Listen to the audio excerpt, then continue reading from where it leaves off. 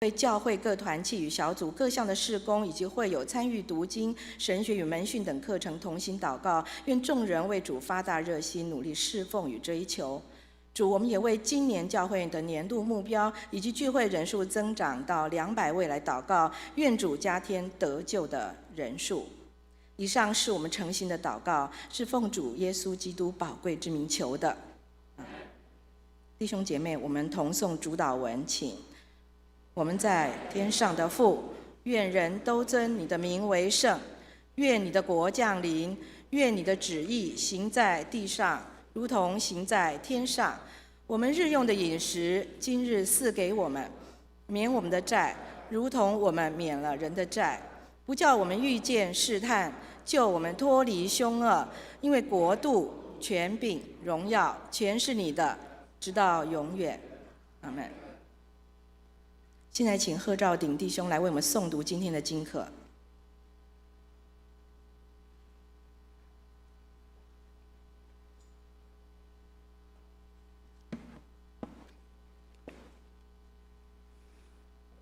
各位弟兄姐妹，今日经课的第一处在旧约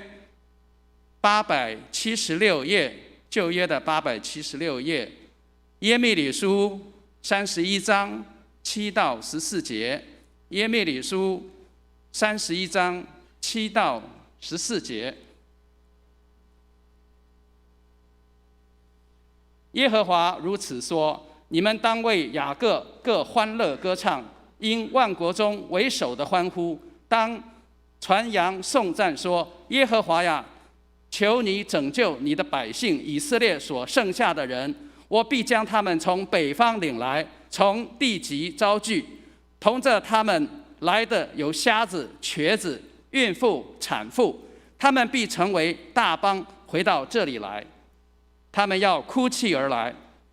我要照他们恳求的引导他们，使他们在河水旁走正直的路，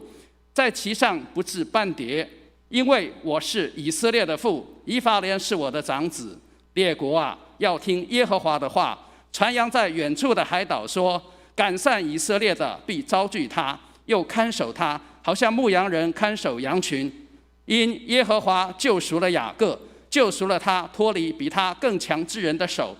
他们要来到锡安的高处歌唱，又流归耶和华施恩之地，就是有五谷、新酒和油，并羊羔、牛犊之地。他们的心必像浇灌的园子，他们也不再有一点愁烦。那时，处女必欢乐跳舞，年少的、年老的也必一同欢乐，因为我要使他们的悲哀变成欢喜，并要安慰他们，使他们的愁烦转为快乐。我必以肥油使祭司的心满足，我的百姓也要因我的恩惠知足。这是耶和华说的。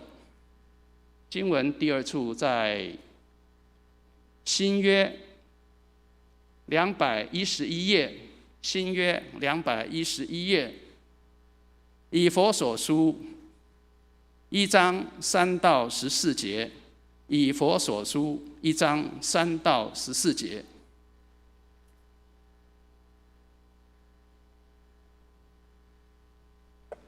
愿颂赞归于我们的主耶稣基督的父上帝，他在基督里曾赐给我们天上各样属灵的福气，就如上帝从创立世界以前，在基督里拣选了我们，使我们在他面前成为圣洁，无有瑕疵。又因爱我们，就按着自己的意旨所喜悦的，预定我们借着耶稣基督得儿子的名分，使他荣耀的恩典得着称赞。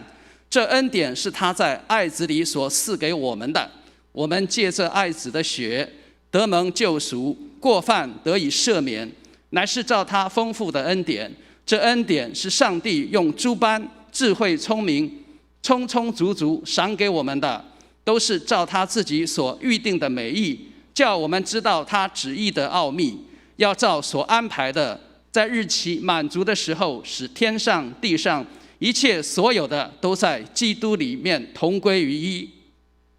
我们也在他里面得了基业。这原是那位随己意行做万事的，照着他旨意所预定的，叫他的荣耀从我们这首先在基督里有盼望的人可以得着称赞。你们既听见真理的道，就是那叫你们得救的福音，也信了基督。既然信他，就受了所应许的圣灵为印记。这圣灵是我们得基业的凭据，直到上帝之名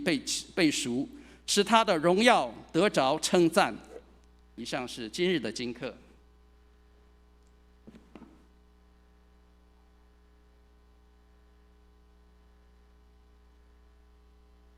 弟兄姐妹，现在我们来看今天的经文，记载在以赛亚书60章1到6节。以赛亚书60章1到6节。兴起发光，因为你的光已经来到，耶和华的荣耀发现照耀你。看哪，黑暗遮盖大地，幽暗遮盖万民，耶和华却要显现照耀你，他的荣耀要现在你身上。万国要来救你的光，君王要来救你发现的光辉。你举目向四方观看，众人都聚集来到你这里。你的众子从远方而来，你的众女也被怀抱而来。那时你看见就有光荣，你心又跳动又宽敞，因为大海丰盛的货物必转来归你，列国的财宝也必来归你。成群的骆驼并米甸和以法的毒蜂驼必遮满你，示巴的众人都必来到，要奉上黄金乳香，又要传说耶和华的赞美。现在由诗班来献诗。天杯稳定真正大。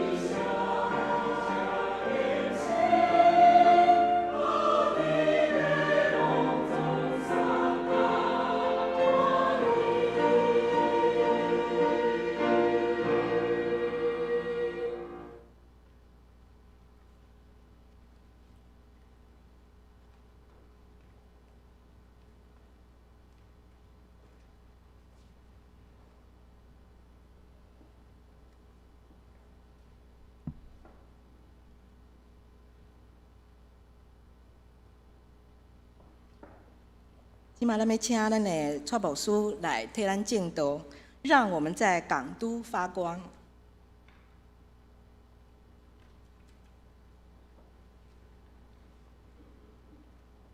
平安，弟兄姐妹平安。感谢主，让我们今天可以一起来做礼拜。今天我们很高兴、很特别，因为我们有台语堂的弟兄姐妹跟我们在这里一起做礼拜。很高兴我们能够有这样的机会，因为通常我们很少有时间、有机会，国语堂跟台语堂的弟兄姐妹可以一起在这里聚会跟聚集。今天又是一个特别的日子，今天是元旦，也是第一个这个主日，2021年的第一个主日。所以好不好？请你跟你右边的说新年快乐，跟你左边的说新年快乐。啊，我们用我们的语言来跟我们的弟兄姐妹一起来打招呼问候。当然，你也可以用英文，用其他的语言。感谢主，让我们可以在新年开始的时候，让我们可以一起在这里享受一起的聚会，享受一起在主里面的平安跟喜乐。愿上帝来祝福我们。犹太人他们很喜欢在跟人家问候的时候讲 Shalom 平安，意思就是上帝让我们能够在这里能够一起聚集，这是何等美好的事情。所以愿上帝帮助我们，让我们在新年开始的时候，我们能够在这边一起来聚会，一起来享受上帝所赐的平安。所以如果你遇到就是平常你比较少看到或是比较没有认识的弟兄姐妹，也许他是台语堂的，或者他是在其他堂聚会的，我们都可以在今天这个礼拜天的时候，我们可以一起来彼此来打招呼问候，让我们可以在主里面来彼此分享在主里的喜乐。愿上帝帮助我们。好，开始的时候一样跟大家分享一个笑话，一个故事，只是一个笑话，千万不要当作是真的，但是也不要介意啊。有一天，这个小华在这个交作业的时候，老师就问小华说：“小华，你最近的作业写得比较不好，可能你需要你有什么样的问题吗？或者是你可能需要有一些什么样的调整或是改变？”这个小华就跟老师很诚实的回答，他说：“老师，等我回去找到原因的时候，我再来告诉你为什么会这样。”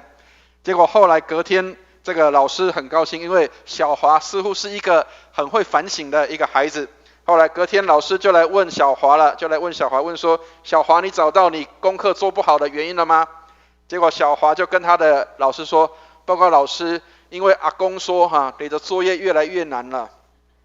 所以我已经不会写了。”所以知道谁是帮这个小华写作业的人知道吗？阿公帮他们写的啊。现在有很多的阿公阿嬷在照顾小朋友，所以其实我们应该要回到家里面，回到家庭的里面，我们的父母亲应该要开始要去注意到自己的孩子的教育的问题，要去注意到跟自己的孩子相处的问题，千万不要把孩子的教育丢给阿公阿嬷，因为阿公阿嬷只能够帮忙而已，但是他们不是主要的照顾者。所以期待我们的教会也能够反省，回到我们原来起初上帝对家庭的一个设立的这样的一个心意。上帝乐意家庭是蒙恩的，所以父母亲应当要开始把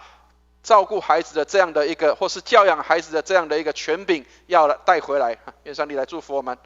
好，我们一起举起圣经来祷告，愿上帝的话成为我们的帮助和力量。请我们一起举起圣经，如果我们有带圣经来的话，请我们一起举起圣经，我们一起举起圣经来祷告，让这个祷文在我们读经前，我们能够这样来领受。我们一起来祷告，请。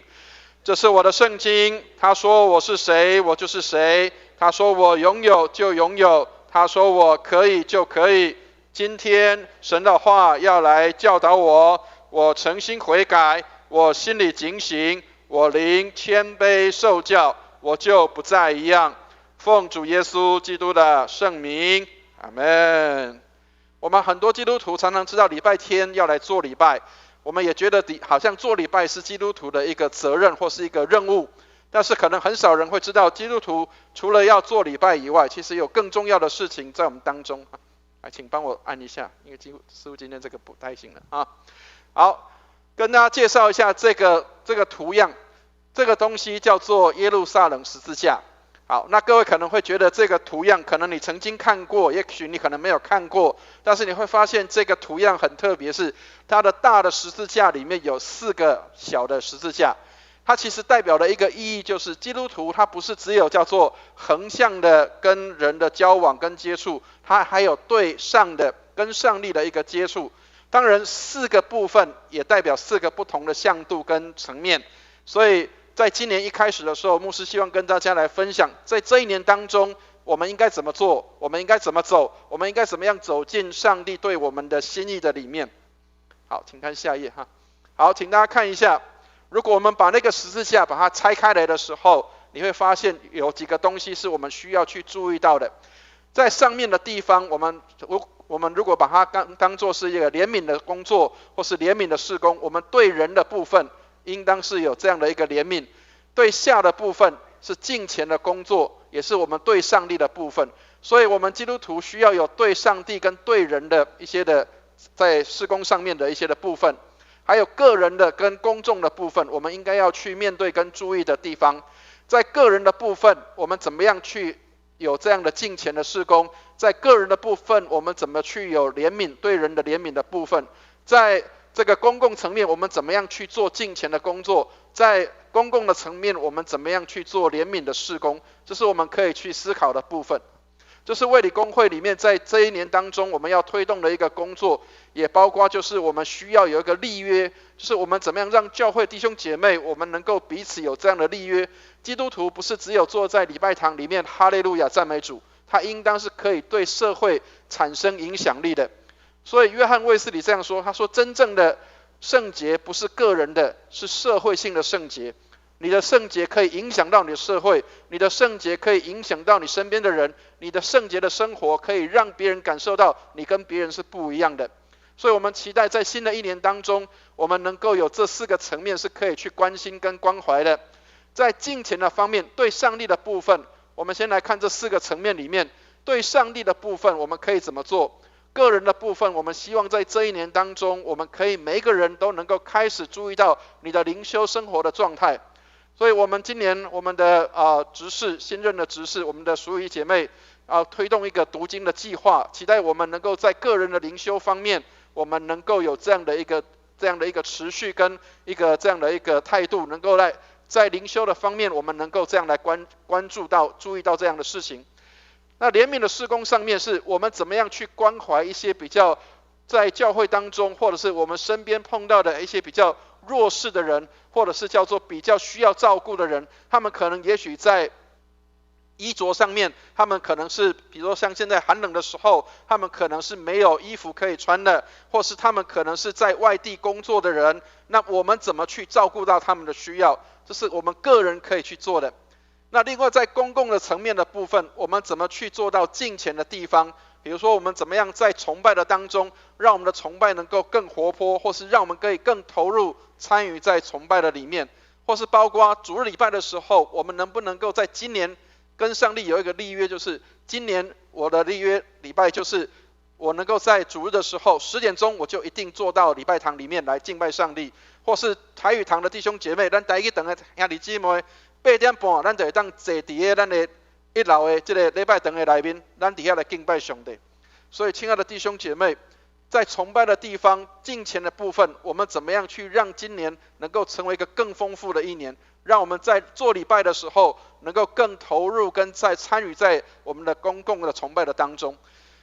最少的部分，可能是我们比较少讲到的部分，是右上角的地方，公益的部分。我们怎么样去在公共层面去做这样的一个怜悯的事工？包括我们怎么样去关心跟照顾到环境的问题，或是关心到环保的问题。比如说，如果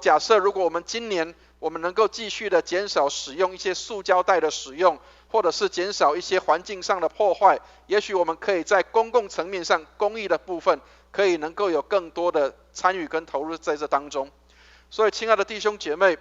教会里面基督徒做礼拜不是只是来教会做礼拜，而是我们要学习我们怎么样在这4个层面，灵修、崇拜、关怀跟公益的部分，我们怎么样有进步跟成长，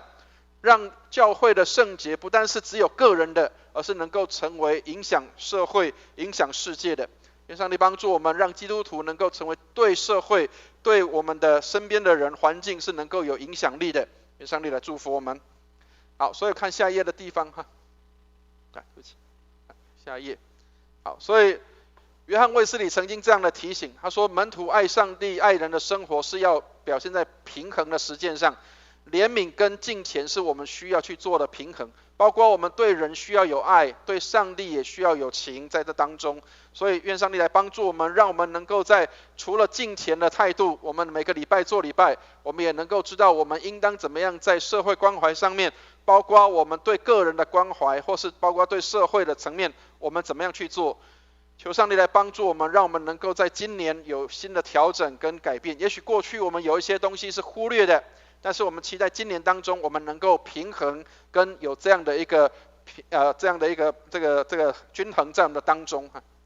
犹太人他们认为好这个字它有这样的一个意思，就是平衡的意思，或是叫做均衡的意思。所以你怎么样在你的怜悯当中能够均衡，你怎么样在你的敬虔当中能够均衡，两个怎么样来去做平衡的工作，这是一个需要去思考的事情。我们不是只有在礼拜堂做礼拜，而是能够在关心到社会，关心到我们的环境，关心到我们的世界，这是我们需要去明白跟理解的地方。那特别我们在明年教会里面有一个新的这样的一个目标跟方向，请帮我按下一页，谢谢。我们明年教会，这是我们的礼拜堂，如果大家有经过礼拜堂的时候，或是我们散会的时候，或是来做礼拜的时候，你经过我们的教堂，你会发现这个是一个新的教堂，但是我们期待它不是只是一个建筑物，希望我们的教会它不是只是一个来做礼拜的地方，而是我们弟兄姐妹真正在这里把这里当成是上帝的家。在这里我们会看到上帝的家在这个地方设立，让许多人能够回到家里面，能够享受天父的爱，也能够在这里我们能够彼此相爱。所以提摩太前书3章15节提到说，这家就是永生上帝的教会，是真理的柱石跟根基。这也是我们明年期待我们的教会能够在这里成为一个这样的一个角色，或是这样的一个身份，让教会能够成为一个家庭，让教会能够成为弟兄姐妹要回到上帝的家里面来跟上帝见面的地方。愿上帝祝福我们，让我们能够在新的一年当中，我们能够有新的开始，新的突破，新的成长，让教会能够成为不是单单只有敬拜上帝的地方，而是能够成为一个弟兄姐妹彼此合一，在这里成为一个家庭的这样的一个地方。愿上帝来祝福我们，让教会成为家庭，让家庭也成为教会的延续，让我们的信仰不单是在礼拜堂里面，也在家庭里面继续来延续。这是我们期待明年我们的教会能够做的这样的一个事工跟内容。我们看下一页的地方。那各位，为什么我特别今天要把这个图片给大家看？各位知道今年是应该是去年是高雄的这个城市的名称的第100周年。各位可能不晓得说，我们高雄这个城市已经超过100年的时间。当然它不是只有100年前它才有这个名称了哈，但是100年前才开始有高雄这个名字。各位知道最早高雄的名字叫什么知道吗？搭告，对，很多人都知道它的名字叫做搭告哈。但是可能不晓得说100年前这个日本人才把这个名字叫做高雄哈。看下一页的地方。好，这个是我从维基百科里面去找到的资料哈。高雄市发展是19世纪末就已经开始了，那旧称叫做搭告，原来的意思是竹林。各位知道有一个在原住民族在高雄这个地方叫做马卡道，知道吗？可能有人看过有这一条路，有没有？马卡道有一条路是这个路，它是一个原住民的一个民族，它的原来的这个高雄这个地方，他们称呼这个地方叫做塔靠，意思就是竹林的意思，所以它本来应该可能是竹子很多的地方。好，但是呢，汉人就用这个名称来称这个地方叫打狗或者是搭告这类所在。好，问一下大家，问地理问题，各位知道打猫在什么地方吗？既然有打狗，知道打猫在什么地方，知道吗？民雄，对了，答对了，对啊，所以有打狗也有打猫啊，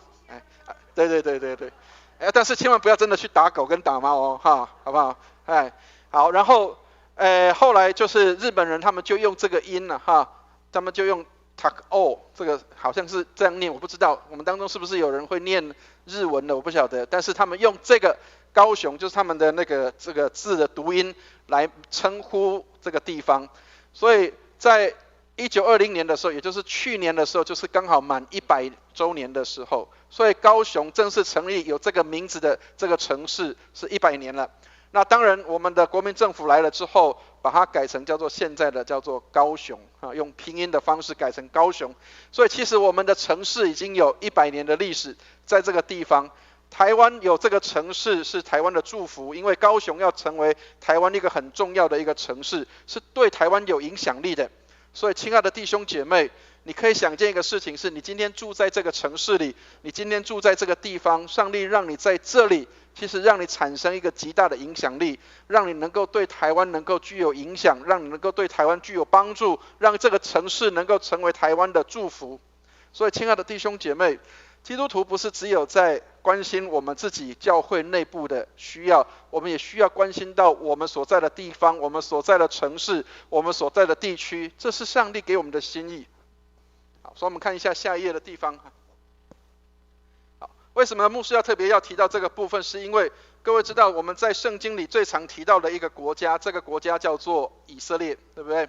好，请大家看一下，这是现在的以色列的地图。现在以色列已经没有那么大了，就是现在就像现在这个图样的样式。但是各位知道以色列这个国家位在什么地方，知道吗？好，请大家看一下那个它的南边的地方有一个国家叫做什么？埃及，对不对？它往北的地方上去的那个地方叫什么地方，知道吗？土耳其，对不对？土耳其是跨欧洲跟亚洲的一个国家。所以你知道以色列它这个国家有一个很重要的一个位置在什么地方，知道吗？它是在欧洲、亚洲跟非洲的中间，有注意到吗？这个位置在哪里？上面是欧洲，在左上角的地方是欧洲，在左下角的地方是非洲，在它的右边的地方这个是亚洲。你可以想见一个事情是，以色列这个国家它在一个欧亚非3个地方的一个中心点的地方。亲爱的弟兄姐妹，如果你知道上帝对以色列人的心意，那么你就应该知道上帝对我们的心意是什么。以色列人他们在这个地方有一个重要的任务，就是他具有影响力，他能够影响整个世界。因为对当时整个世界来说，整个欧洲、整个亚洲、整个非洲就是等于世界的一个代表。所以以色列人他们站在一个中心点的地方，那代表一个意义，就是他要去成为影响世界的一个地方。所以亲爱的弟兄姐妹，我们可以想见一个事情是，今天如果你不去影响这个世界，就可能会是世界要来影响你了。所以很多地方会看到一个事情，就是以色列这个地方常常会打仗，常常会有一些的冲突，常常会有一些的问题。为什么？因为这个地方是欧亚非3洲的一个中心点的地方。亲爱的弟兄姐妹，你可以想见一个事情是，今天上帝也把你放在某一些位置里面，上帝把你放在某一些人当中，上帝把你放在某一些区域的里面，让你成为一个很中心的角色。因为你有可能不是你去影响别人，就会是别人来影响你。亲爱的弟兄姐妹，如果今天上帝放你在某一些位置上面的时候，是你影响了别人，还是别人来影响了你？很多时候我们常常不是去影响世界，而是让别人来影响了我们。很多时候我们不是去帮助别人，不是去成为别人的祝福，反而是让别人来影响我们的做事习惯、态度跟想法。好，我们看下一页的地方。好，所以今天我们所看的经文里面，其实有个很重要的内容。各位今天在读了以赛亚书的经文里面，他其实在告诉以色列人一件事情，就是以色列他们过去曾经被侵略，他们曾经被亚述帝国给侵犯，他们曾经被巴比伦来侵犯，但是上帝给他们有再一次的机会。他说你要兴起发光。我们来看一下第1节的地方，我们来念一下今天的经文里面第1节的地方，我们来念一下第1节，一起念来。兴起发光，因为你的光已经来到，耶和华的荣耀发现照耀你。亲爱的弟兄姐妹，以色列在当时古老的以色列，它当时是一个常常被侵犯的一个地方。亚述帝国曾经侵犯它，巴比伦帝国曾经侵犯它，世界的强国瞧不起它，埃及也曾经侵犯过它。所以对他来讲，他不是影响世界的，他是被世界来影响的。但是上帝重新改变以色列人的时候，上帝重新调整他们的生命，上帝愿意以色列人能够成为影响世界的，所以他给以色列带来这样的一个宣告，就是兴起发光，因为你的光已经来到，耶和华的荣耀发现照耀你。亲爱的弟兄姐妹，上帝帮助我们。有时候我们可能常常会觉得我们自己不过是一个微小的小人物，我们可能觉得我们自己是一个不起眼的人，我们常常觉得我们是被打压的，或是被世界影响的。但是事实上，上帝的心意是要让以色列能够成为影响世界的一个国家，影响世界的一个地区，影响世界的一个地方。亲爱的弟兄姐妹，也许你可能觉得自己很微弱很微小，但是你可能没有看到上帝给你的一个心意跟旨意，就是你要能够兴起发光，因为你要能够成为那个荣耀，能够成为那个叫做荣耀上帝的那个人，以至于人看见你发出光来，上帝的荣耀要发现来照耀你。亲爱的弟兄姐妹，圣经上耶稣告诉我们说，你们是世界的光，他说我们是世上的光。所以亲爱的弟兄姐妹，你能不能够看到你在你的所在的地方，你应当是那个光，你应当是那个兴起发光的那个角色，你应该是那个光。很多人会抱怨说世界太黑暗了，很多人会抱怨说世界是一个很黑暗的地方，或是我的工作环境是一个很黑暗的地方，是一个没有光的地方。亲爱的弟兄姐妹，圣经里面告诉我们说，我们是世上的光。光不是放在很多光在的地方，白天点灯其实是没有什么太大的用处，因为光本来就很明亮的，所以光要点在哪里知道吗？是在黑暗的地方。所以如果上帝把你放在黑暗的地方，那么我们要感谢上帝，是上帝使用我们，让那个黑暗的地方要带来光。所以亲爱的弟兄姐妹，以色列人他们有这样的一个任务，上帝要把他们放在一个明显的地方，以至于他们可以影响这个世界。亲爱的弟兄姐妹，你是否看到上帝给你的心意，让你能够在你所在的地方能够兴起发光，让你也能够影响这个世界？也许你觉得你的家庭当中很黑暗，你觉得哇，好像我的家庭很没有盼望，我的父母亲、我的孩子，还有我的家人，甚至包括我的配偶，可能都让我觉得好像我一直在一个比较困难的环境里。亲爱的弟兄姐妹，上帝把我们放在困难的环境里，正是为了要使我们能够发出光来，使我们能够成为一个具有影响力的人。上帝把你放在一个困难的环境里，本来就是要让你能够成为那个发光的，让你能够成为影响世界，而不是被世界影响的人。亲爱的弟兄姐妹，当世界的价值观继续的往下走的时候，你要怎么去做？你应当怎么在这样的时代里面能够显出光来？愿上帝帮助我们，让我们回到上帝给我们的呼召里面。他说我们是世上的光，我们不是在黑暗里，我们是光明之子。我们看下一页的地方，我们来看一下 John Owen 这个牧师，他这样讲，他说上帝一切创造之功的运行与安排，都是为了叫万有能够敬拜他，荣耀他。当你能够在你所在的地方来敬拜他，来荣耀他的时候，来荣耀上帝的时候，上帝就要特别使用你，让你能够成为在那个地方来发光的地方。愿上帝来祝福我们，让我们能够看到上帝对我们的心意，让上帝使用我们在那个地方来发光，使人看到我们，就看到上帝的荣耀跟上帝的盼望在我们的当中。所以上帝的创造之功安排，都是要叫一切的万有来荣耀他，来使他的名来得荣耀。所以亲爱的弟兄姐妹，如果今天上帝把你放在很困难的工作的角色上面，感谢上帝，上帝要让你透过工作来荣耀他。如果你的家庭问题很多，感谢上帝，上帝要透过你来使你的家庭得帮助，要借着你在你家庭当中来荣耀上帝。上帝如果让你在人际关系里碰到一些的问题跟困难的时候，上帝同样要透过你，让你能够在你的群体里面能够成为一个荣耀上帝的一个人。愿上帝来帮助我们，让我们能够成为发光的，一个能够兴起发光的，而不是被黑暗给掩盖跟笼罩的。上帝帮助我们，当我们在黑暗的当中，是上帝让我们发光，在那里成为影响世界的人。看下一页的地方，也许人会忘记我们，也许人会不注意我们，但是上帝永远不会忘记，上帝永远不会忘记他跟我们所立下的约。所以以色列他们也会这样，想，以色列人他们也许会认为上帝可能忘记我了，因为亚述帝国曾经侵略过这个地方，巴比伦帝国曾经侵略过这个地方，埃及也曾经侵略过这个地方。很多人会认为说，我是一个没有盼望的人，但是以色列人，上帝给他们这样的一个应许，就是万国要来救你的光。我们来看一下第3节的地方，我们来念一下这一节经文，一起念一下第3节，一起念来。万国要来救你的光，君王要来救你发现的光辉。亲爱的弟兄姐妹，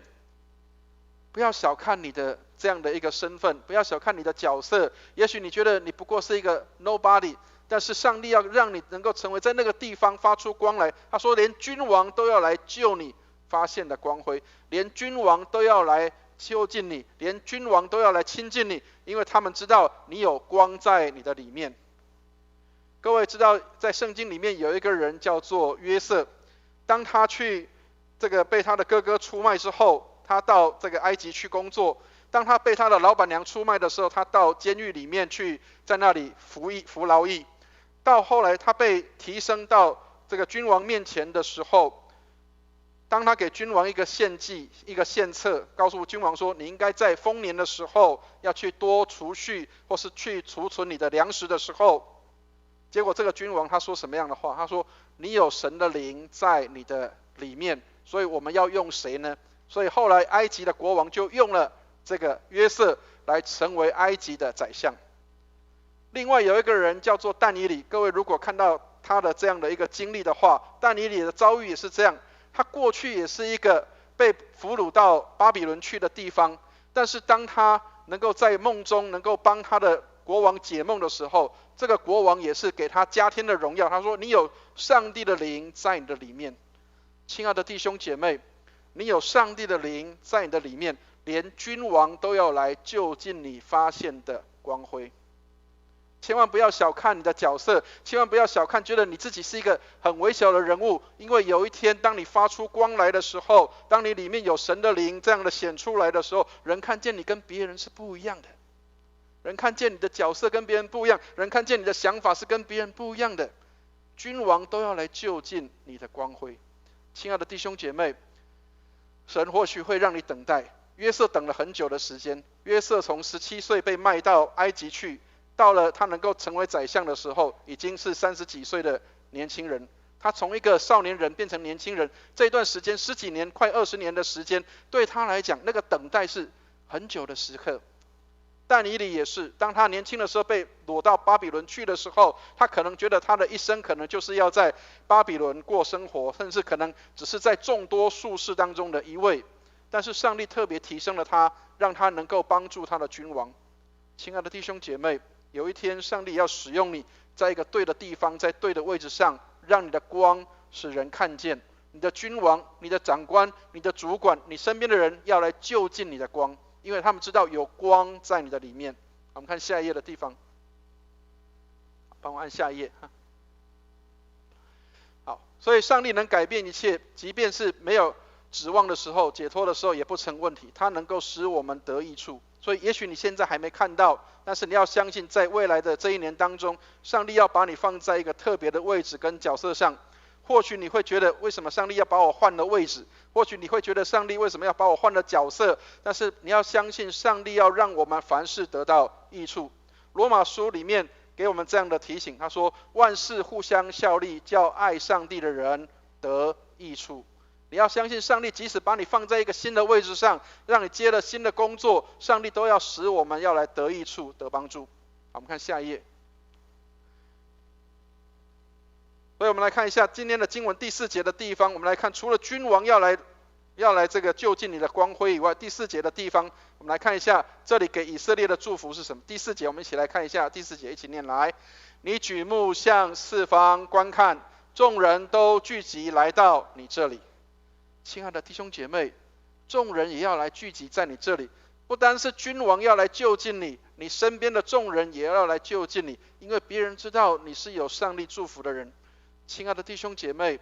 愿上帝祝福你，让你能够成为一个祝福别人的人。但是你如果要成为别人的祝福，你要先成为一个就近神的人，你要成为一个亲近神的人。如果你不是成为一个亲近神的人，人无法从你身上得到祝福。所以你想要成为别人的祝福，你要先成为一个亲近上帝的人。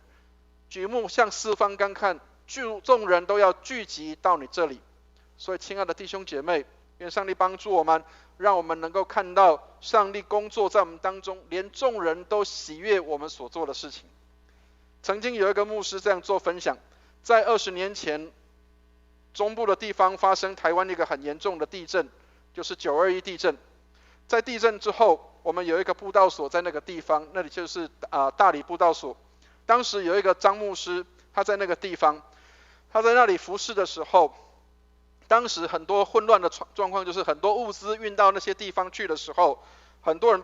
摆不平，因为连包括政府单位，连包括乡镇公所的人，他们都没有办法去摆平这些事情，因为要物资的人太多。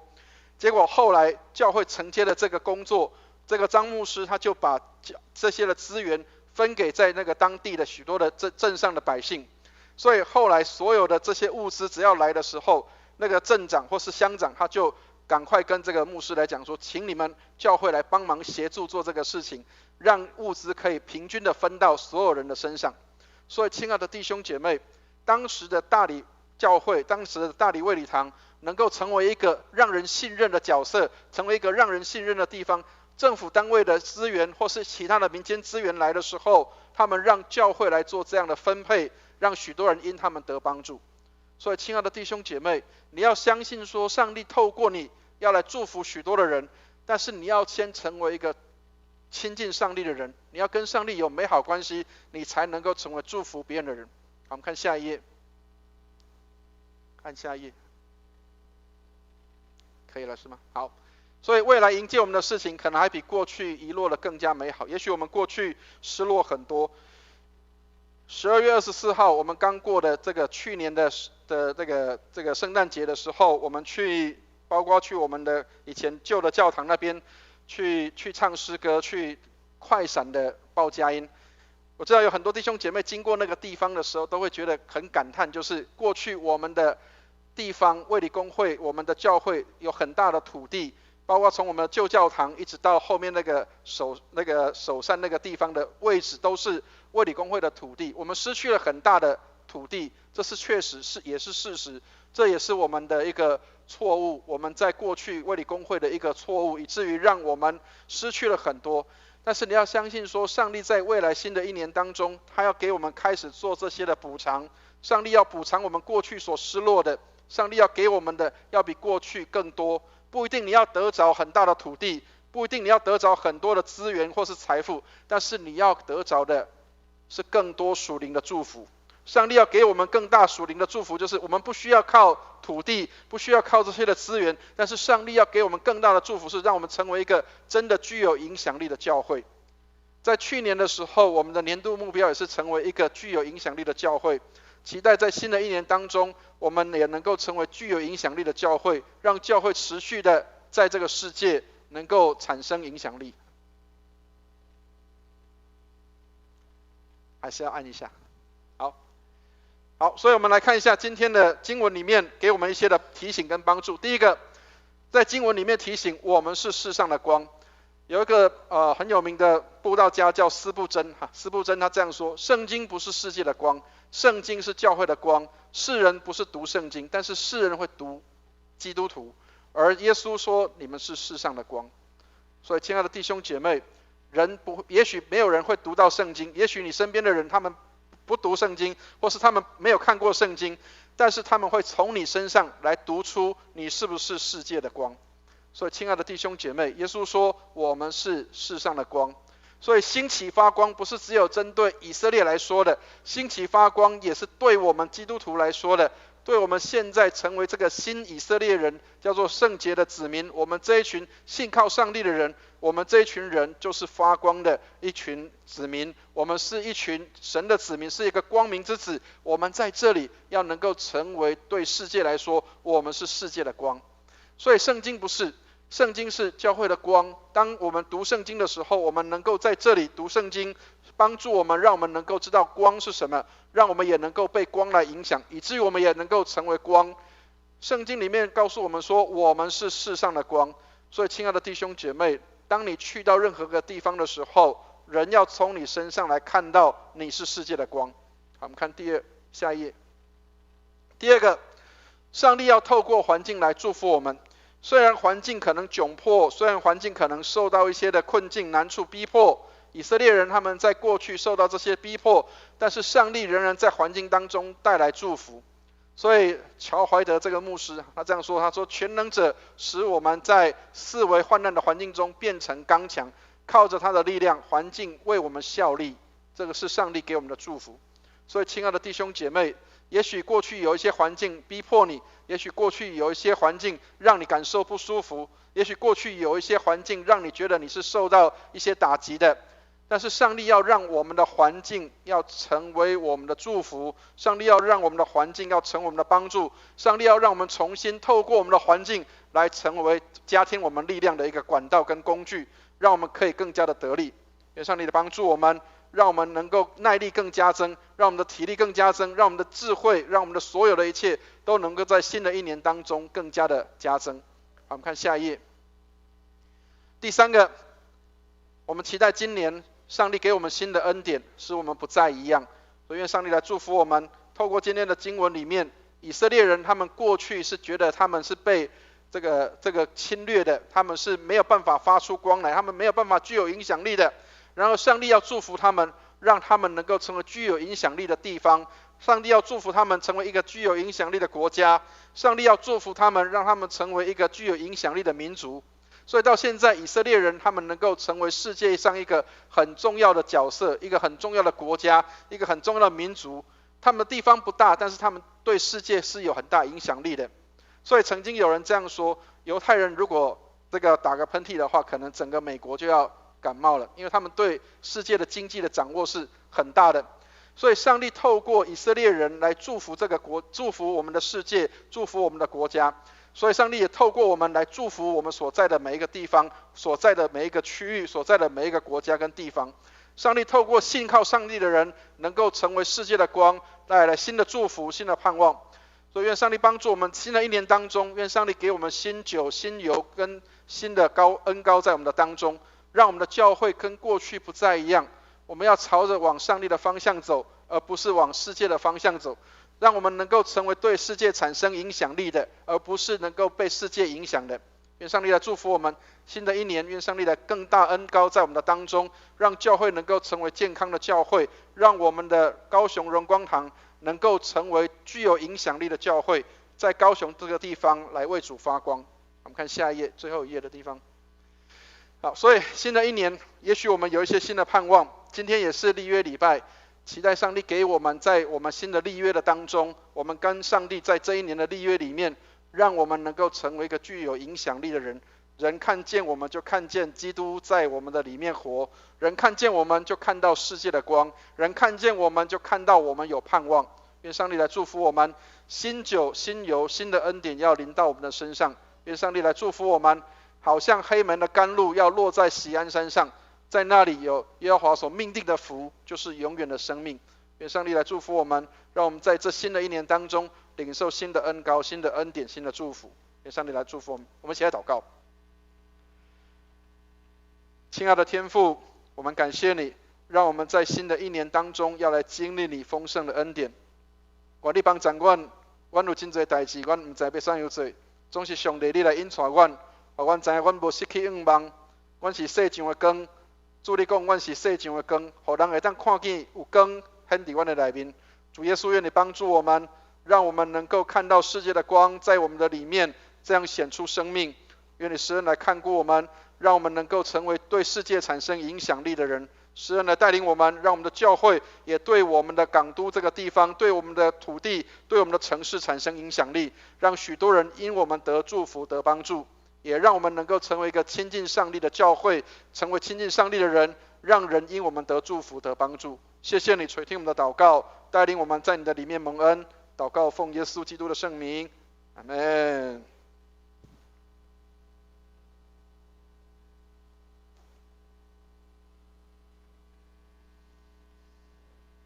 现在我们要举行立约就职礼，我们现在唱诗歌《心灵粮诗选》568首第1、第2节。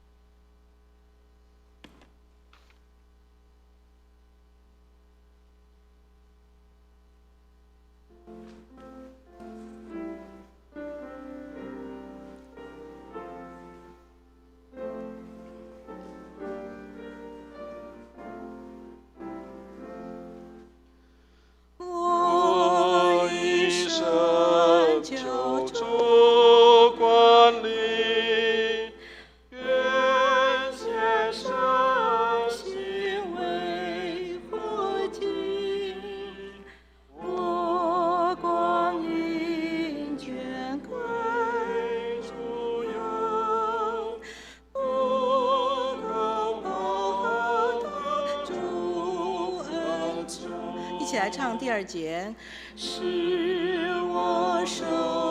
作主圣工，明白主慈爱感动，使我交为主喜乐，我不动后做主吩咐。现在举行全体的执事立约，请蔡牧师主持。弟兄姐妹，我们现在要举行立约礼拜。卫理公会在每一年的第1个礼拜都是立约礼拜，意思就是在这一年当中，我们要重新跟上帝有一个新的立约。当然，很多人会说，牧师，我已经立约好几次，因为每一次都有新年新希望，但是新年新希望没有到1年结束前，大概前2个月就已经开始觉得破灭了啊，好像觉得好像没有办法去达成这样的一个理想。牧师要告诉大家一件事情是，千万不要觉得虽然我达不到那个目标，好像就放弃了，就觉得好像就失望了。也许我们达不到那个标准，但是我们是往这个方向在走的。所以千万不要觉得因为达不到标准就觉得很失望，至少你往这个对的方向在走是好的。愿上帝祝福我们，让我们能够在新的1年当中，我们往的方向是对的。你知道有很多人很努力，有很多人的这个跑得很卖力，他们很用心在做一些事情，但是如果方向是不对的，那么也是不对的。即使你跑得再快，如果你的方向不对了，仍然是一个错误的方向，即使再努力也是没有用的。但是如果你的方向是对的，也许我们没有办法一下子到那个地方，但是至少我们是往那个方向走的。愿上帝来帮助我们。所以我们在今年当中有几位的执事，他们要来就职跟就任。我们在第一个礼拜的时间，我们每一年的第1个礼拜都是我们的立约礼拜，也是我们的同工的就职的这样的一个立约。我们在众人当中要来做这样的一个见证，来见证他们在上帝面前的侍奉。所以我们要请我们当中的执事们能够到台前来，让大家可以认识我们这一年当中，我们有几位执事是我们在过去的这一年当中，我们的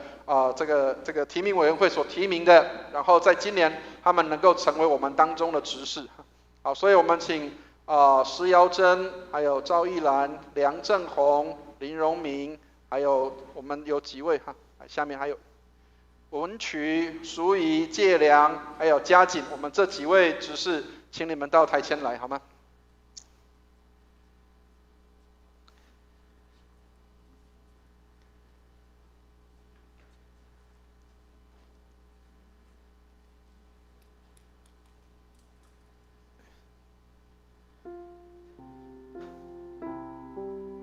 就职是很严肃的事情，但是外表严肃，内心要放轻松哈，千万不要因为严肃的关系，然后就觉得压力很大。压力很大表示是负责任的态度，但是心情放轻松，因为有1年的时间要让大家来服侍的啊。好，请你们向后转好吗？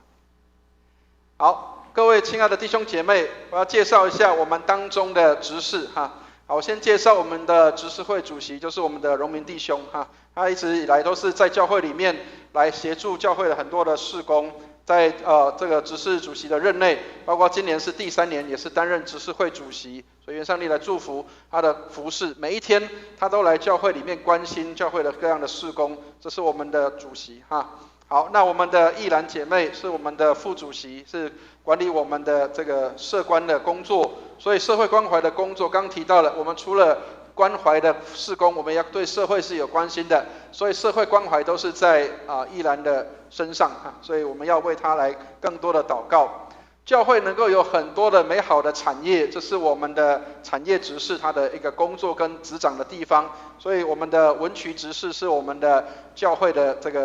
个产业的管理的执事哈。好，那我们教会里面也有各个不同的小组，我们不同的小组都是由我们的家庭事工委员会来管理的所以我们的淑仪姐妹是我们的家庭事工委员会的今年的执事。好，那另外一个部分，除了这些以外，柴米油盐酱醋茶都是要由这个管钱的人来处理的，就是我们的中间这一位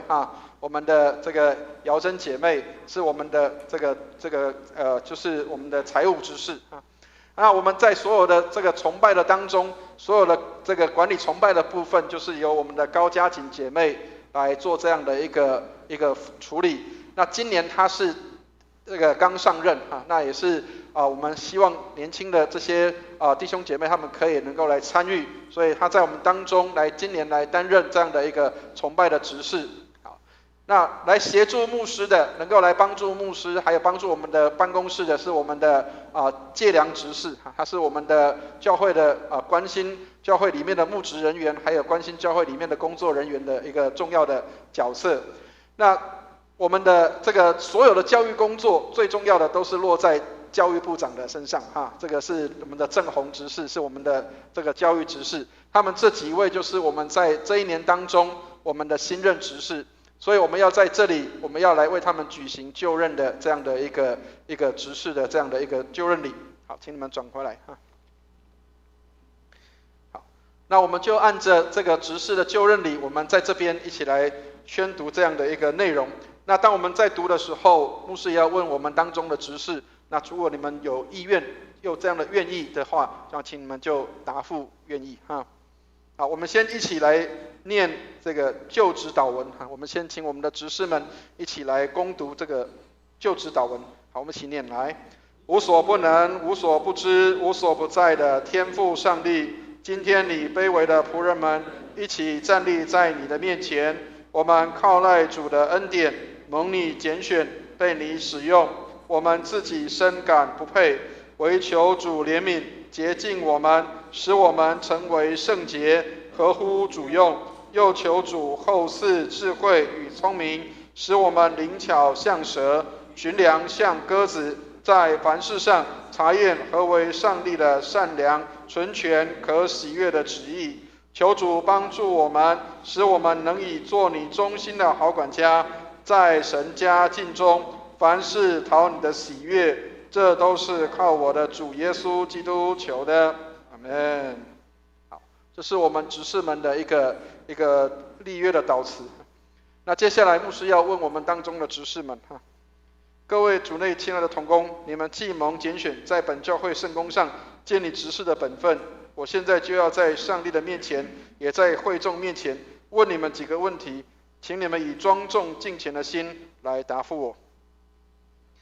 你们是否愿意把自己的聪明、才智、智慧、时间以至金钱都重新奉献给主，分别为圣，由主管理，归主所用，做他忠心的好管家？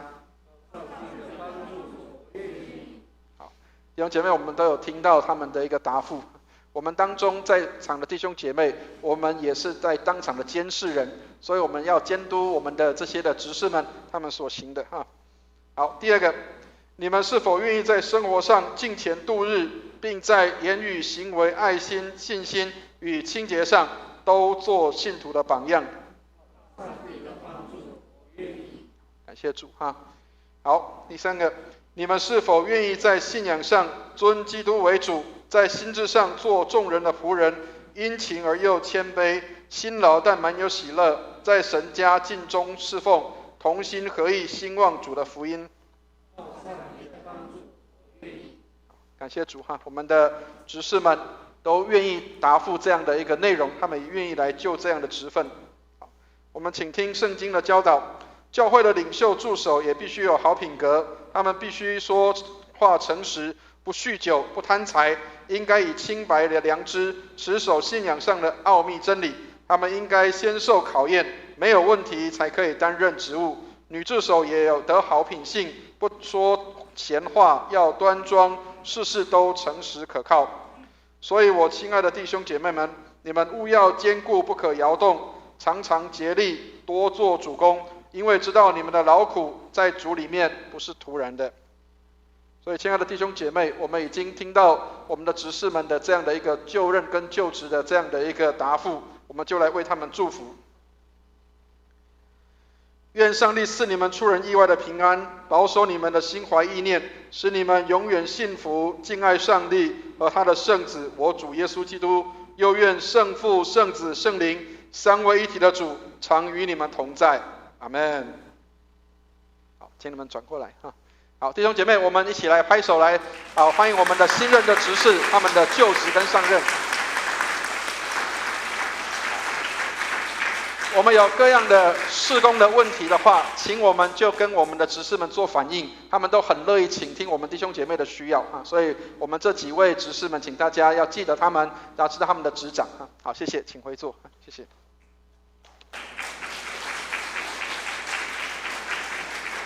好，接下来我们有一群，我们每个礼拜天常常会听到他们美妙的歌声的这些诗班的班员，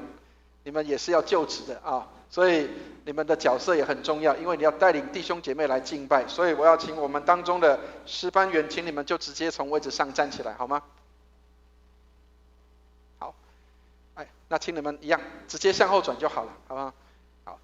弟兄姐妹，这是我们的诗班的班员，跟牧师一样都要穿白色的袍子站在上面。有时候这个夏天的时候其实很热，他们也是要穿着袍子跟牧师一样站在上面，所以我常常跟他们开玩笑说，这个牧师很热，你们要跟着一起热。好，所以我们要来为他们来举行这样的一个就职礼哈。好，请你们转回来，转回来。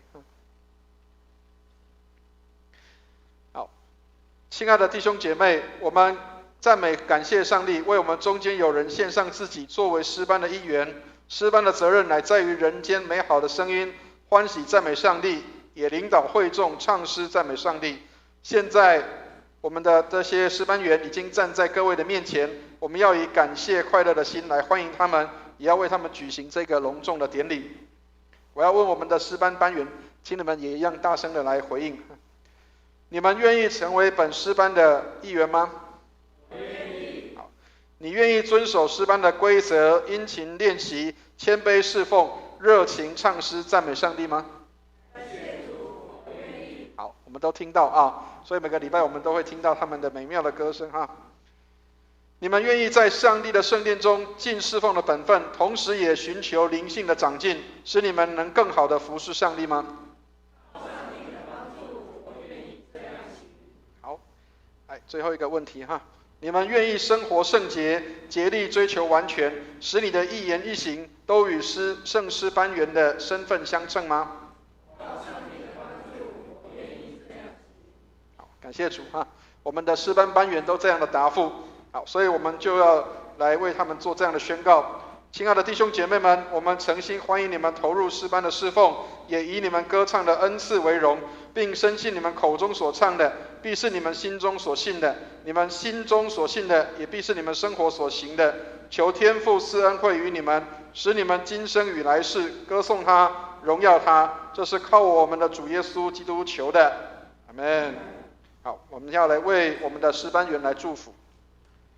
愿主赐福给你们，保护你们；愿主用他的脸光照你们，赐恩给你们；愿上帝向你们扬脸，愿你们平安。阿们。好，我们请再次转过来跟大家会众来见面哈。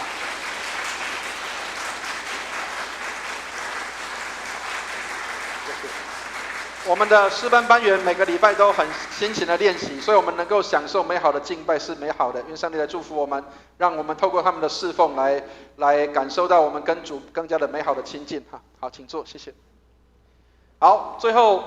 有一群来帮助我们的孩子们健康成长的这些老师们，他们是儿童主日学的老师，他们也许在我们当中很多人没有看到他们，因为他们都在照顾小朋友。但是他们也要来受职跟接受这样的呼召，所以我们要请我们的儿主的老师跟校长，请你们到台前来好吗？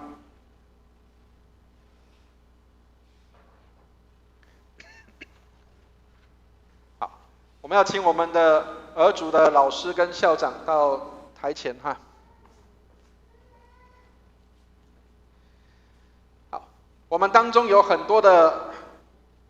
孩子们，他们都在我们的2楼的地方有这些主日学老师的照顾。那这些是我们的现在正在执勤当中的这些的儿主的老师。当然，他们现在还有几位老师还在照顾小朋友，没有办法全部都上来。但是他们这几位是我们当中的儿主老师的代表。所以，亲爱的弟兄姐妹，当我们能够来到教会里面的时候，我们在这边安静礼拜，其实有很多的弟兄姐妹，他们把孩子交托在老师们的手中，让老师们可以很好的教育这些的孩子们。我们需要为他们关心跟祷告，所以如果你碰到这些老师们的时候，请帮他们打气加油，让他们能够来协助教会的儿童教育，让所有的这些的我们的下一代都能够因他们得祝福得帮助。好，我要先跟大家介绍一下我们今年新任的校长，就是我们的新雅校长哈。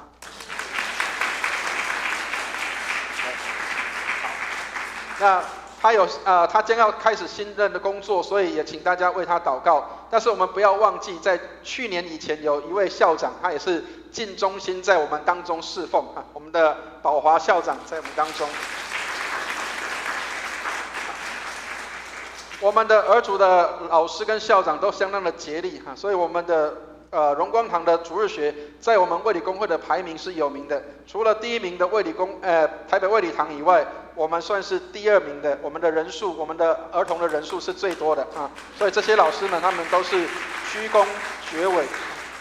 好，里面也有几位新的老师了哈，不过有的是已经任教很久了啊，我们的俊奎兄哈，还有我们的姚真老师啊，还有我们的一涵，还有我们的嘉恩老师，他是我们的青少年的辅导。也是我们就是升级之后，小朋友如果小学升级之后，就是他来带领啊。好，刚刚介绍了宝华，还有我们的红玲哈。好，所以旁边这一位也是我们今年的新任的老师啊，我们的勋鹏，对不起，勋鹏新任的老师啊。因为有时候那个一口痰卡在那里，撑不下去。好。我们的这个勋鹏老师哈，他们也都是我们的新任的老师，所以请弟兄姐妹多为他们来祷告。好，请我们转过来哈。好，亲爱的弟兄姐妹，今天我们站在上帝面前，这些人都是要答应他们的选召来担任我们教会里的主日学教诲与指导的工作。他们既以虔诚的心将自己奉献给上帝，从事主日学事工，我们就应当热诚地支持他们，替他们代祷，求上帝感动他们，使他们诚心奉献自己，以喜乐和感恩的心，谆谆教导儿童走当行的路，归荣耀与上帝的圣名。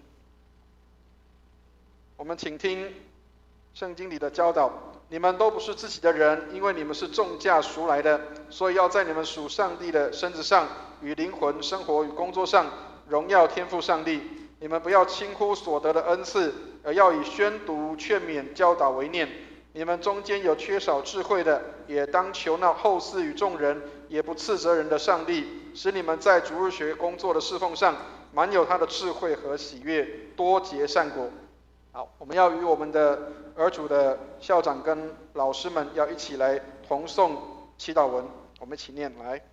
永生的天父，你呼召我们侍奉你，也应许给我们的恩惠和力量，使我们能成全你的旨意。求你在我们奉献自己做儿童工作的时候，看顾我们，使我们更明白而更羡慕你的真道，以致促进你天国的事工，归荣耀于你的圣名。这是靠我们的主耶稣基督求的。好，阿们。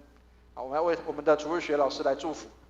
慈悲怜悯的天父，愿你将恩典倾倒下来，祝福我们的老师们，赐给他们有百般的恩赐，让他们教养这些的儿童走正确的道路，到他们长大都不忘记。谢谢主垂听我们的祷告，奉耶稣基督的圣名，阿们。好，请我们转过来哈。好，我们再一次的来拍手欢迎他们。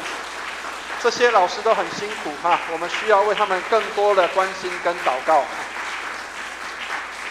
好，谢谢，回座，谢谢。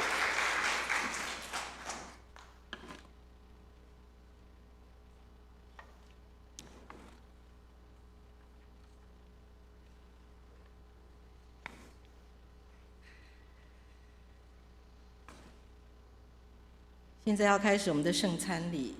我们来唱与主合一心灵粮诗选300首第一节。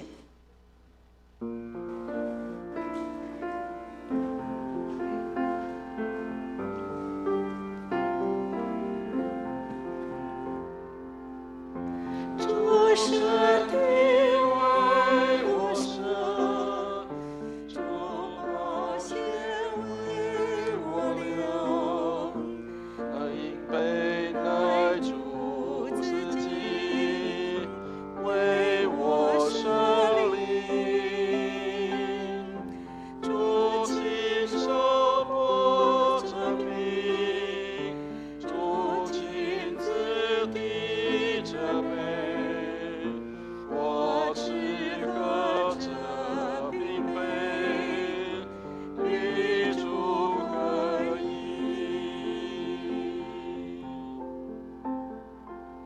兄姐妹，我们现在要预备心来领受圣餐。刚刚我们虽然看到这些来就任跟就职的同工，他们在这里可能几分钟的时间在这里宣读这些祷文或者是就职的礼文，几分钟的时间，他们却要用一段蛮长的时间，包括要1年以上的时间，来证明他们在这里所立的约。所以，亲爱的弟兄姐妹，不单单是他们要立约，今天也是你跟上帝立约的时候。有多少时候，我们可能已经忘记我们跟上帝有约，我们跟上帝的立约，我们立誓要在上帝面前成为一个新造的人，我们立誓要在上帝面前能够成为被主所使用的人。但是有多少时候我们已经忘记了？刚刚我们在读经的时候，我们在讲道的当中也看到一些事情，就是很多时候我们常常觉得我们应该要成为影响世界的人，但是也许过没有多久，你被世界来影响。但是不用担心，不用害怕，因为每一年我们都重新再跟上帝有这样的立约。牧师也要跟大家做这样的一个坦诚的分享。牧师不是每一天都能够持守上帝的话，有时候牧师也会有软弱，有时候我也会有懒惰的时候，有时候我也会有做不到的时候。但是求主帮助我们在主里彼此认罪，互相代求，使我们可以得医治。包括我们过去的一些长辈们，他们也都不完全。我们当中有一些长辈，他们过去也参与在教会的历史的当中，甚至有一些牧者们，他们过去也参与在我们的里面。也许他们的教导不完全，也许他们的行为不完全，也许他们有很多地方都还没有办法能够堪称为我们弟兄姐妹的榜样。但是请弟兄姐妹也包容跟接纳我们这些的卑微的主的仆人。有时候我们希望能够尽力的做好，但是我们并没有办法得到完全。求主怜悯，所以也请弟兄姐妹多为牧师祷告，让牧师也能够得到帮助。其实弟兄姐妹在帮助牧师成为一个更好的牧师。也许将来我们还会再遇到一些新任的传道人或是牧者，不管我们所遇到的是谁，也许他们比你更年轻，也许他们比你更没有经验，也许他们比你更没有一些的社会历练。但是无论他们怎么样，求主怜悯，让我们多用宽容跟包容的心来接纳我们的传道同工，还有我们当中的这些的服侍者。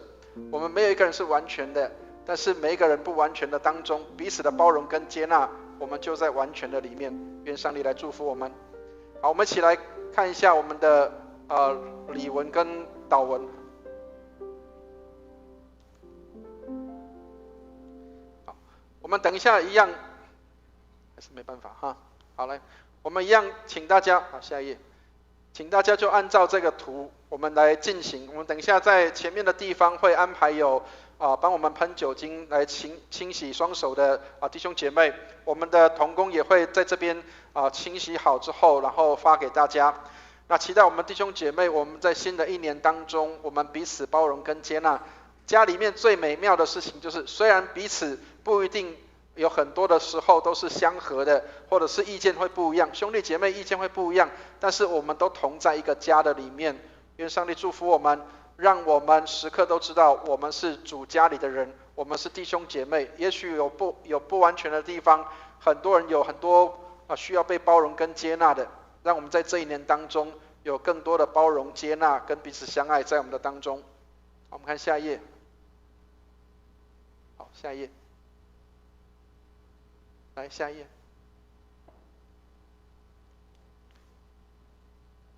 好，请按下一页。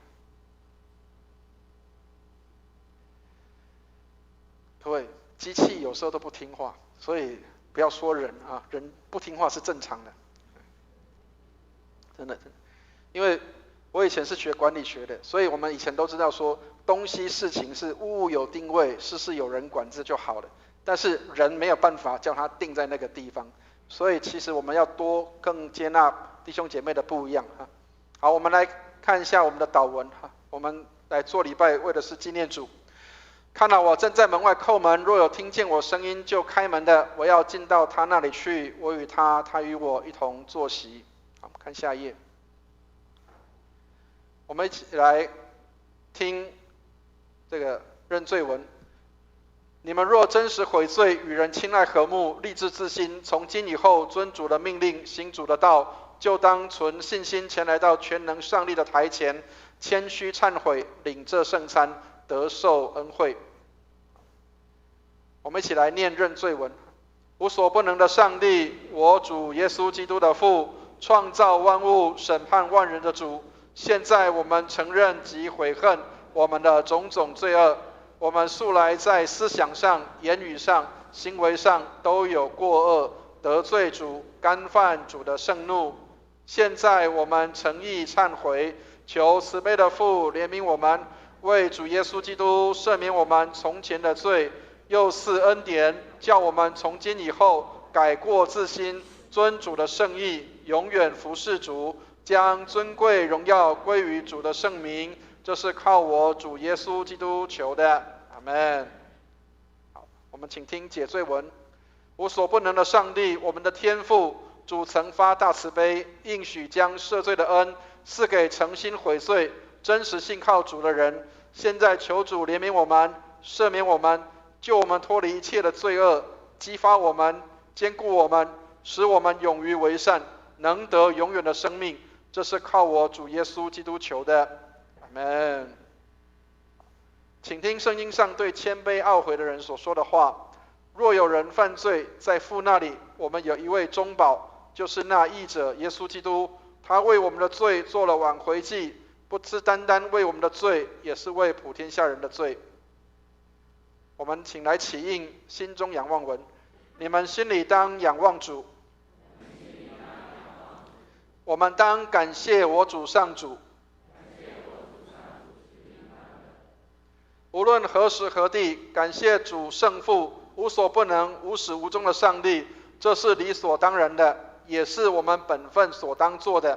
因此，我们和天使并天使长及天上的会众一同称颂，奉主荣耀的圣名，常赞美主说：圣哉，圣哉，圣哉！天地万军的主，主的威严充满天地。愿荣耀归于至上的主，阿们。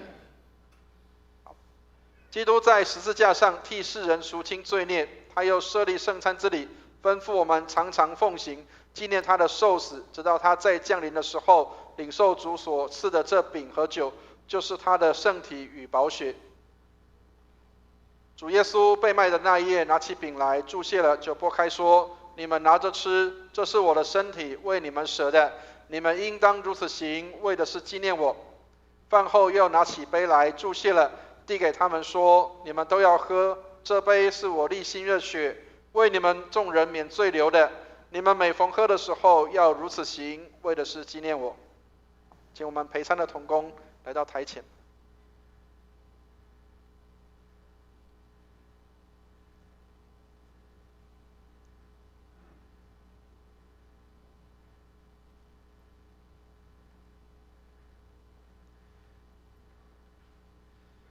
弟兄姐妹，我们等一下，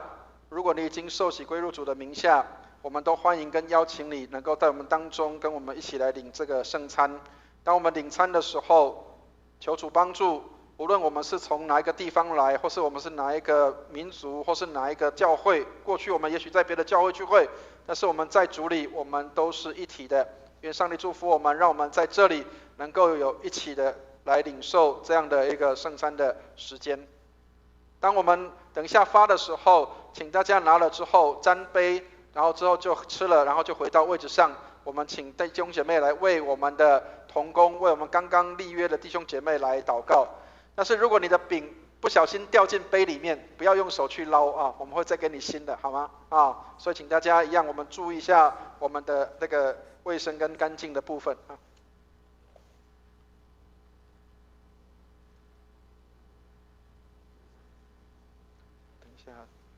4楼跟2楼是。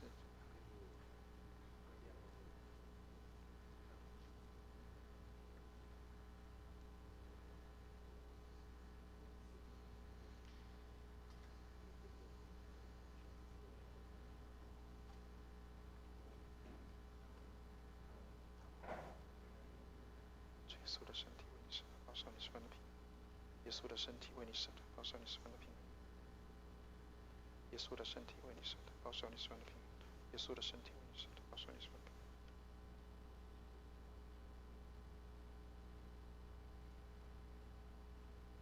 宝血为你免罪流的，保守你十分的平安。耶稣的宝血为你免罪流的，保守你十分的平安。耶稣的宝血为你免罪流的，保守你十分的平安。耶稣的宝血为你免罪流的，保守你十分的平安。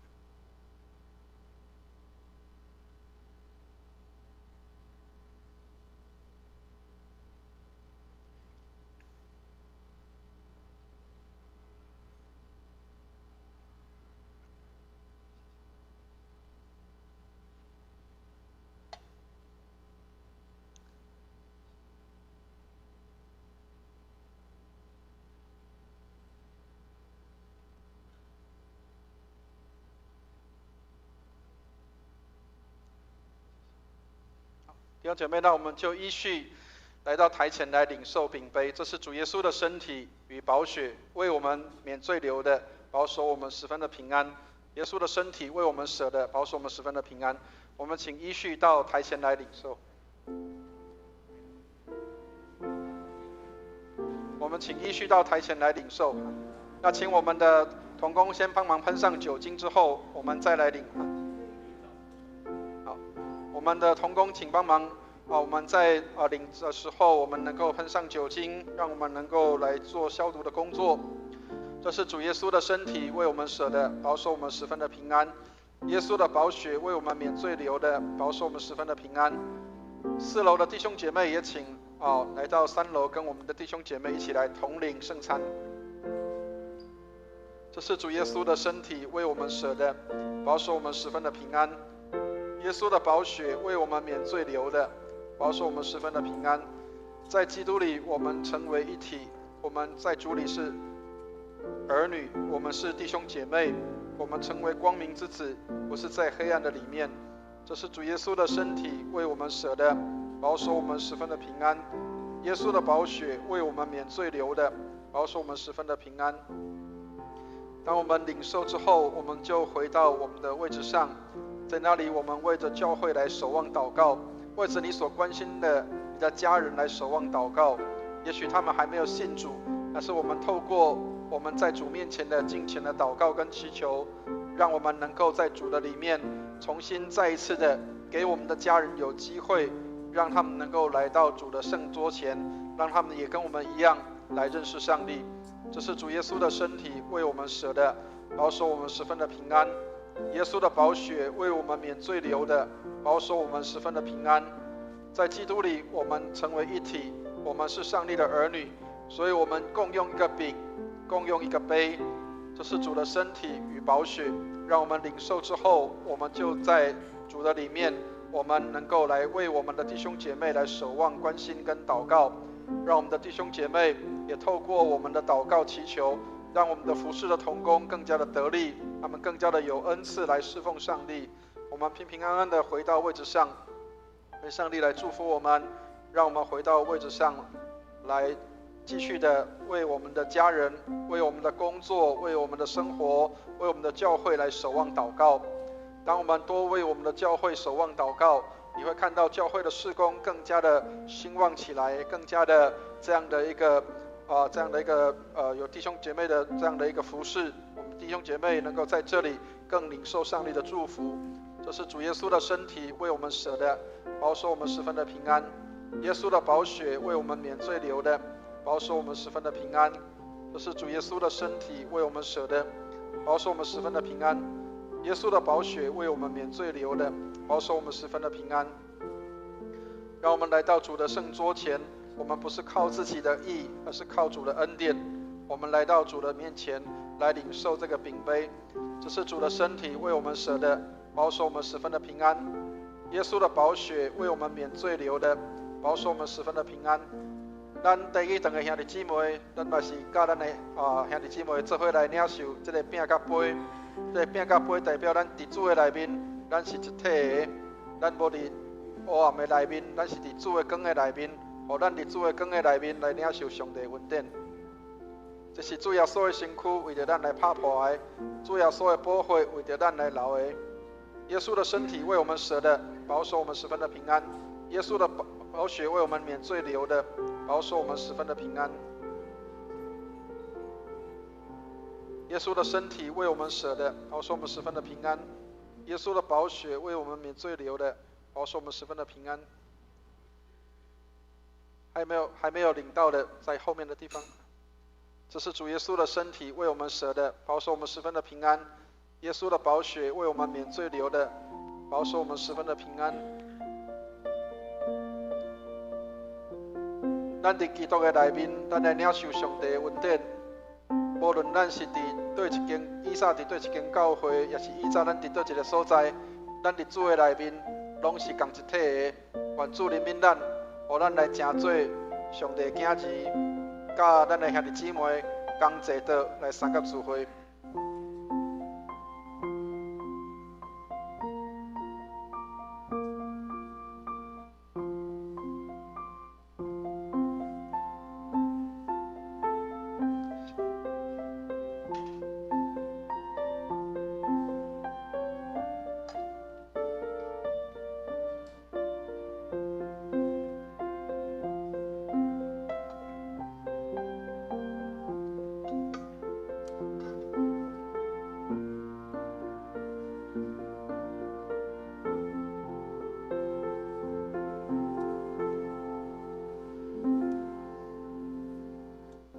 弟兄姐妹，我们一起来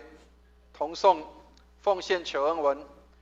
赞美和感谢主，借着主耶稣基督舍身流血，得蒙赦罪与诸般的恩赐。现在我们将自己献给主，做清洁合宜的活祭，恳求主使我们得蒙主的大恩鸿福。我们罪恶深重，原不配来献祭于主，但我们求主接受我们区区的至诚。因为主耶稣基督饶恕我们的过犯，所以唯有求主欢喜悦纳，不要计算我们的行为，但愿尊贵荣耀归于无所不能的圣父、圣子、圣灵三位一体的主，永世无尽。阿们。我们今天圣餐到这边。弟兄姐妹，我们来唱回应诗歌《与主合一》第2节。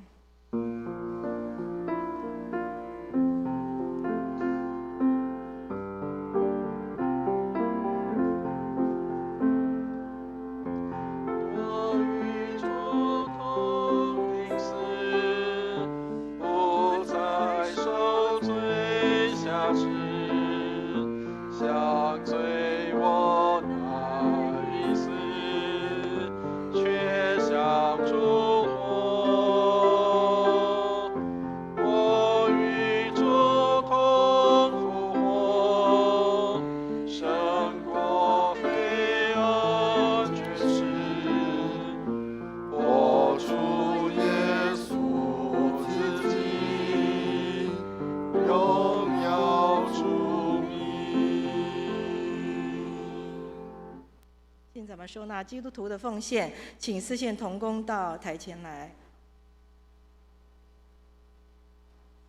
万物都是从主而来，我们把从主而来的献给主。请低头，我们做奉献的祷告。满有恩典、厚赐丰富的主，我们所有的一切都是蒙你所赐。感谢主赐给我们机会，让我们可以将从主而来的献给主，诚心所献，求主悦纳。奉基督耶稣之名祷告，阿们。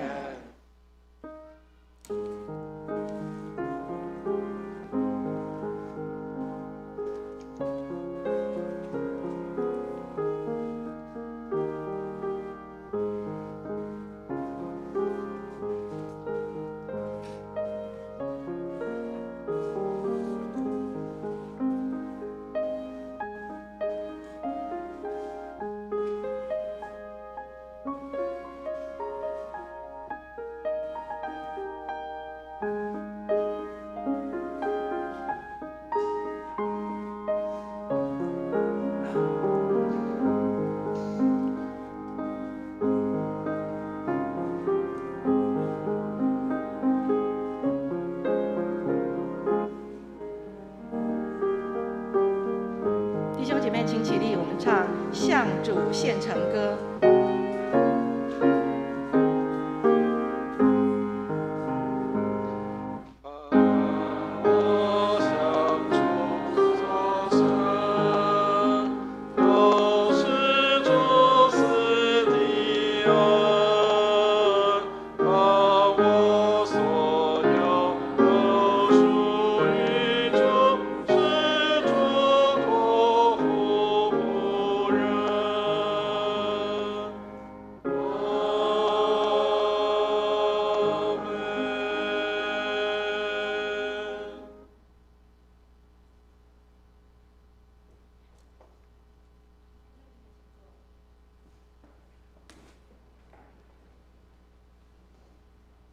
在我们唱"我们是一家人"之前，我现在介绍几位新来的弟兄姐妹。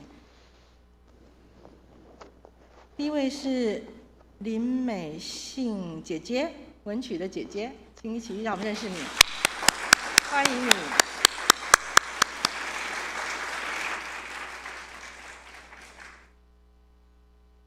还有一对贤伉俪哦，黄启胜、庄秀兰，贤伉俪，请起立，让我们认识你。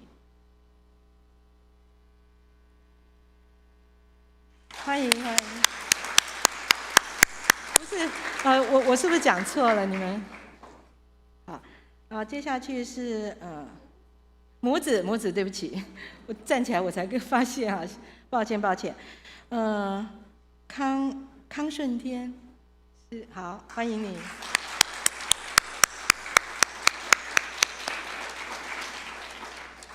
一次欢迎，永远欢迎。我们唱"我们成为一家人"。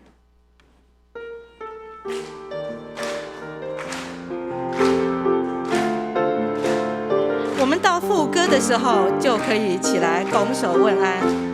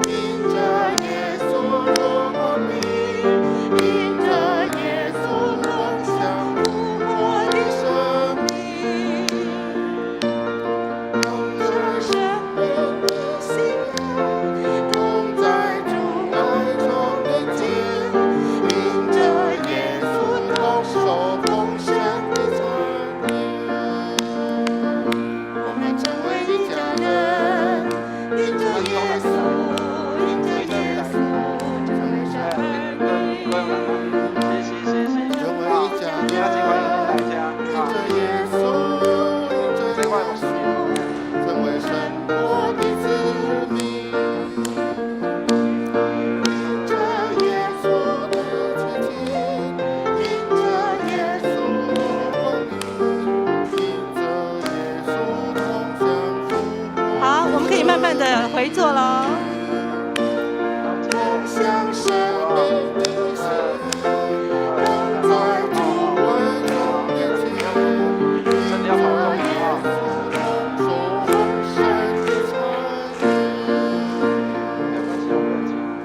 请坐。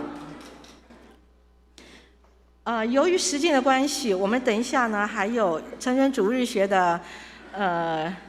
延伸的课程。所以呢，请赶快回座。那今天的报告事项全记载在我们的周报上面，我不特别报告了。那就是唯一一个就是我们成人主日学将在年后开始新的课程。那中间这段时间呢，为了延续大家上课的习惯，所以呢，我们的校长有安排，接下来就是新课程、新班级开始之前，每一周都请到一位专业的弟兄或姐妹来分享。那今天呢是萧天一弟兄，他要来跟我们分享诗歌，因为我们下个学期呢有一个新的班级是认识我们的圣诗以及圣诗的教唱。我们常常很多诗歌弟兄姐妹不会唱，实在是很可惜。那我们一方面介绍这个诗歌的背景，一方面呢教大家把这些诗歌非常宝贵的诗歌能够把它学会。那我们主日的时候，大家就可以开口大声的唱。那所以呢，报告事项请大家参阅你们的周报，我就不再另外报告了。弟兄姐妹，请起立，我们唱3-1颂。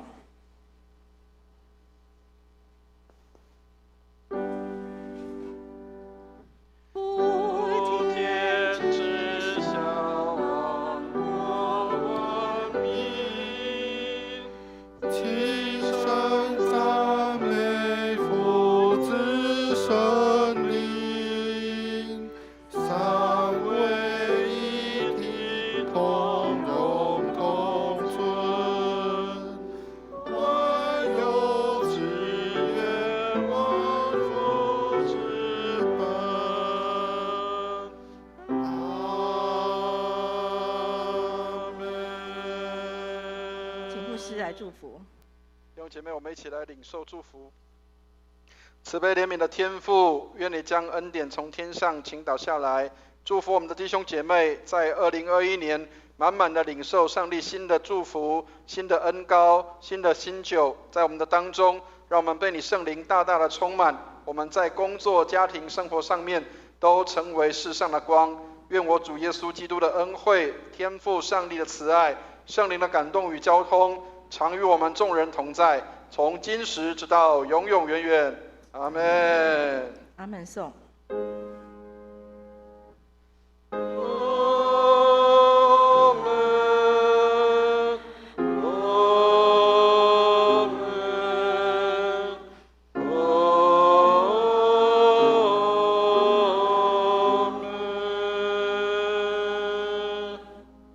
请坐，默祷散会。弟兄姐妹，如果不急着回家的话，请留下来，我们继续来，我们一起来参与今天的神主延伸课程，认识圣歌。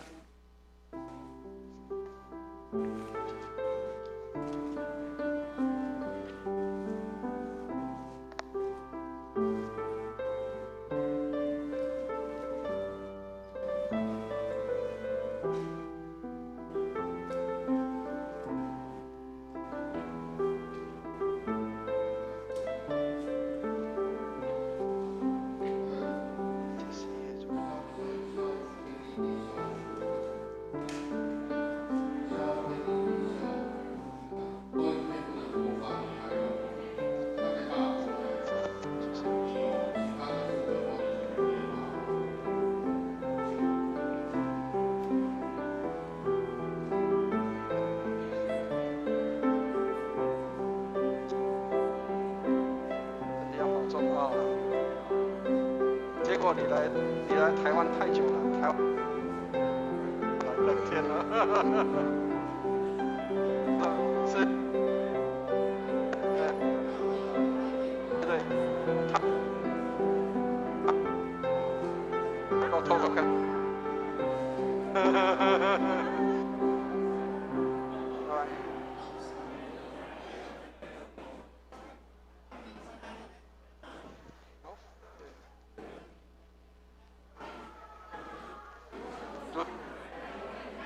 赶快转过来是对的，后面那个报告转过来，对。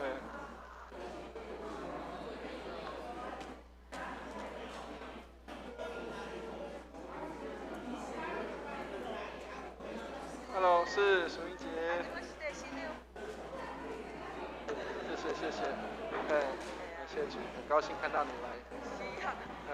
我是无做义务传道的，无啦，我嘛是心。今天要唱吗？是，没有问题啊。我请天一来帮我们。OK， 好，谢谢，平安，向大家好。这条是安尼，这是另外一个。所以两首对，我想印15分应该够吧。